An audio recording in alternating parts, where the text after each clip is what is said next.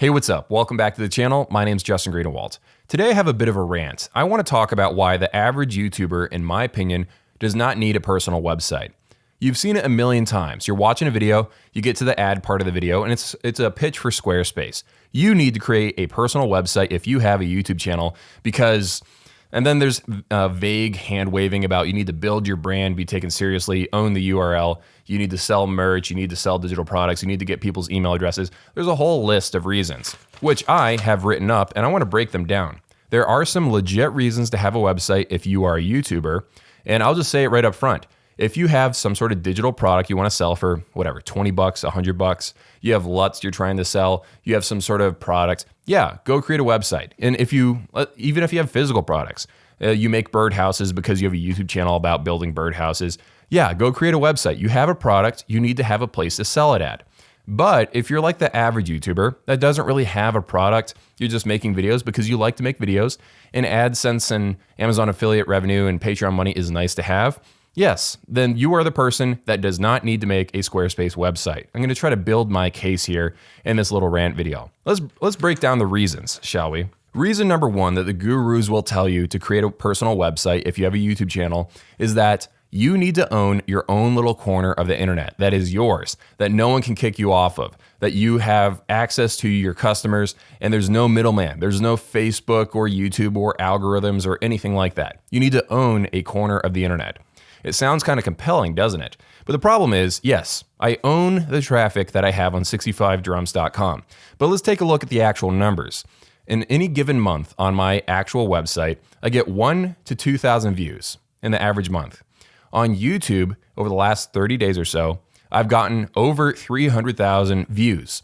That means over the lifetime of my entire website, all right, for years, I haven't made as many impressions or views on that website as I've gotten in one single month on my YouTube channel. It's kind of insane, isn't it? You own the traffic, but the traffic on your website is so small that having ownership of your traffic and no algorithm that holds you back doesn't really make much sense as an argument.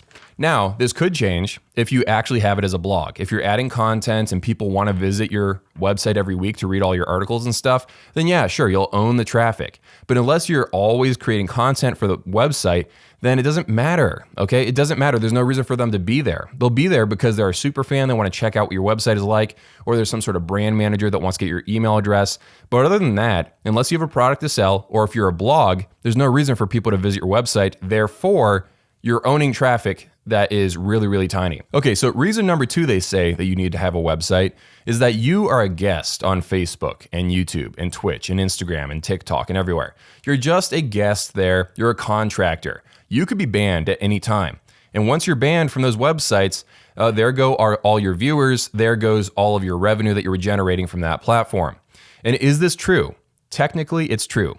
But do you really think that you are magically 1 year going to be banned from YouTube, from Facebook, from Instagram, from Snapchat, from Twitch, from TikTok, from just anywhere you can think of? Do you think you're going to be banned from all these places all at once and your sole remaining place for your business will be your website? It's not going to happen. And when it does happen, it's because the person is really controversial and is saying all kinds of crazy, nutty things. There's a very small percentage of people that get blacklisted from all the social media platforms. It just does not happen. And when it does happen, it's newsworthy, okay? You could be banned from Facebook or YouTube by accident by the almighty bots or algorithm. But the problem is you can actually get that back. I have a friend of mine who was banned from YouTube, the only guy I know of personally that was banned from YouTube. And it was because his account got hacked by some sort of company or person, and they were pushing spam on his YouTube channel. YouTube saw the spam, and then they blacklisted him and deleted the channel. Guess what? He got his channel back. It's very rare when it does happen, and when it does happen, if it happens, you can get your channel back.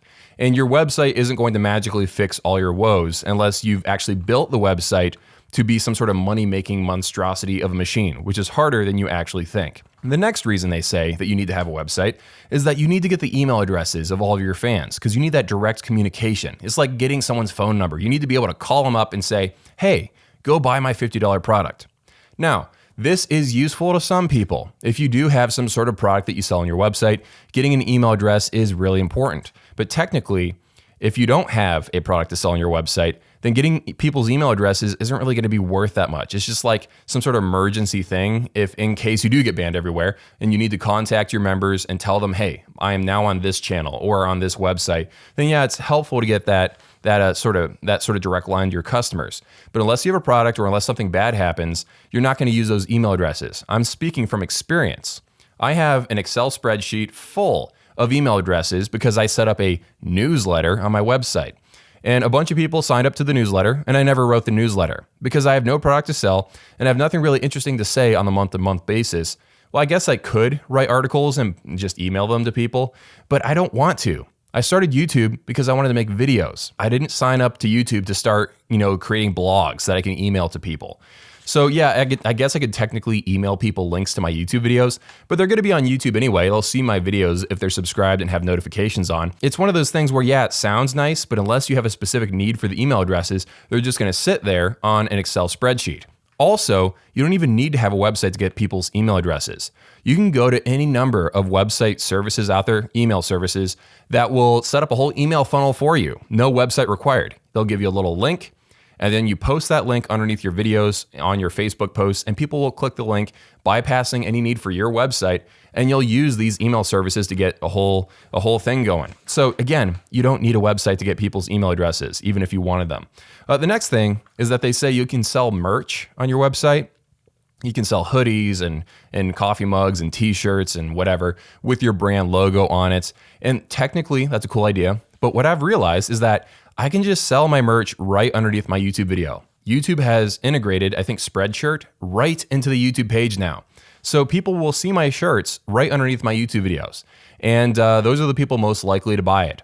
Also, I've realized that merch doesn't really earn me much money at all. I've made a couple $100 over years. And so it's not really something that warrants my focus. There are certain kinds of channels where merch is an important revenue stream because they're a vlogger, like personality kind of person, and they always are telling people to buy their merch. Yes. And if you have a big channel, even just a tiny conversion rate of people buying your merch actually adds up to something. But if you have 78,000 subscribers like me, then it might not even be that big of a deal. The next reason they say you need to have a website is that you will look professional. Everyone's going to laugh at you if you don't have a website. If you're the average YouTuber that has a website set up that is basically a fancy version of a business card, it tells why you started making videos. Oh, I've always wanted to make videos since I was 7. It shows some cool photos of you like staring off into the distance. And then you have some numbers. This is how many views I get per month. This is how many views I've gotten overall.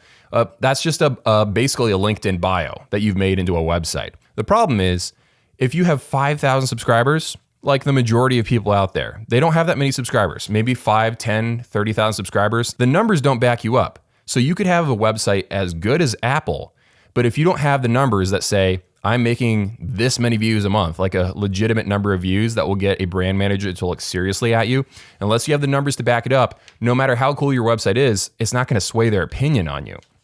Another thing to mention is the fact that even if you didn't have a website, but you got 1 million views per video, it doesn't matter that you don't have a website. They're still going to take you seriously because you have the proof right there. The views are all there publicly available. So your website is a nice little bit of advertising, but if you don't have the numbers to back it up, it doesn't matter how cool your website looks. Now, of course, there are legitimate reasons to have a website to look professional. If you have a plumbing YouTube channel and you are a plumber in your hometown, you want to have a website that has your phone number and stuff. That makes a lot of sense. Let's say if you have a product to sell, again, you need to have a website. If you're a photography channel, you want to have a portfolio where people can see your photos aside from Instagram, because we know they compress those images like crazy. There's lots of, if you have a videography channel, shows people how to shoot better looking videos. Well, you want to have a portfolio. That's a good legitimate reason. But if you're the average YouTuber that doesn't have a product to sell and it's just going to be a bio about what you do and then your email address, that might not be a good enough reason. The next thing is people think that banner ads will give them another revenue stream. All these people are going to visit my website and click on these banner ads on the sides of the screen, and it will be beautiful, and I'll make all this extra money per month. The way banner ads work, they barely make any money per click. So you need to have scale to make money from the banner ads. Unless you have the scale, you're not going to make any money. So at 1,000 views or 2,000 views per month, I would make probably $1, maybe $5. It depends on what kind of channel that you have. So $1 per month versus paying Squarespace $10 to $15 per month, or whatever it is they charge me. I can't even remember anymore. And unless you have a reason for people to visit the website, like you have a blog, then maybe banner ads would be helpful because you have people having a reason to go there. Another thing to mention is that people go to social media when they visit the internet. They don't visit individual websites unless they're going there because they want to buy something specific, or if it's a blog they are 100% a true fan of. For the most part, when you're on the internet, you're on YouTube or Facebook or just any number of social media channels. You don't visit small websites that much. That's just not how the internet has evolved. We've evolved to big community hubs instead. And that's just the way future generations will do it. They have a monopoly on our attention, and that's just the way the world works and will continue to work for the foreseeable future. The next thing they say is that you need to have that URL, whatever your brand name is, justingreenewalt.com or 65drums.com. That's my name, and then the other one, 65drums, is my YouTube channel. You need to have the URL so that no one else can take it from you. You need to register it first, beat them to the punch. Also, you need to have that URL for affiliate programs or for like getting into special events. Like if you're a musician and you want to go to NAMM, they're probably going to ask you for your website. You can put that URL there. It gives you an extra air of legitimacy. Also with affiliate programs, you have a higher chance of getting into an affiliate program if you have a website URL. And that is a legitimate reason. I'll give you that. I feel safer knowing that I own 65drums.com, the URL. But you know what? It's still, I don't know if that's a big enough reason. It's a big enough reason now because my channel's slowly getting to 100,000 subscribers. So now is the time when it would have been a good idea for me to start a website. And I am glad that I got into Amazon affiliate links, which is partly due to having a website URL. So this is a legitimate reason, okay? But some of these affiliate programs, they will give you access to their program if you just have a URL to a YouTube channel that has the views, okay? So again, it just depends on why you need to have the website. There are legitimate reasons like that for getting a website, but also there are non-legitimate reasons that are just kind of like hand-wavy that don't really have any substance. So I'm not against having a website because I have one. I don't want to be a hypocrite here, but there are also a lot of people out there that are just sending all their hard-earned money over to Squarespace or whatever. I don't want to create one boogeyman. There's a lot of services out there. But I feel like a lot of people have a personal website that is literally 2 pages long. They'll have a home screen and then they'll have an about page.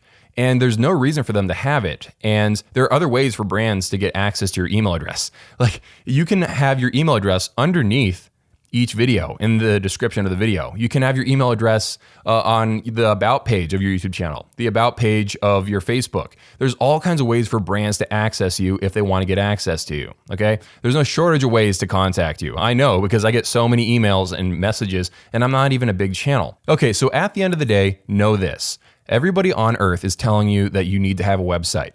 But no one will discover your portfolio of work through your website. They will discover it through Facebook and Instagram and YouTube and whatever website is popular at the moment. Those big hubs of the internet. That's how you're going to be discovered. Only your super fans or business associates will actually visit the website. And so that website essentially becomes a business card. Unless you have a product to sell, like $50, and you can actually make money per month off the website and it's not a drain on your resources.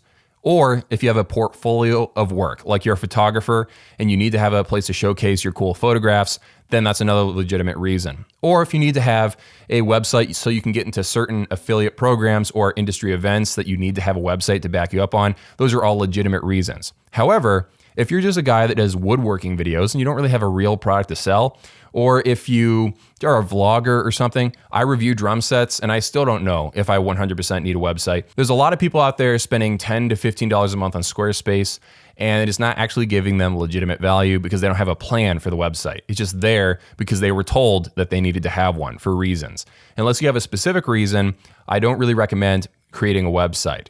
I have one and I'm being slightly hypocritical because I'm probably not going to take it down, but I'm just trying to warn people there are reasons, but for a lot of people, those reasons don't apply to them. So I'm trying to save you money. Hopefully you enjoy the video. Let me know, am I right? Am I wrong? Let me know down in the comments below. Have an amazing day and I'll see you all in a few.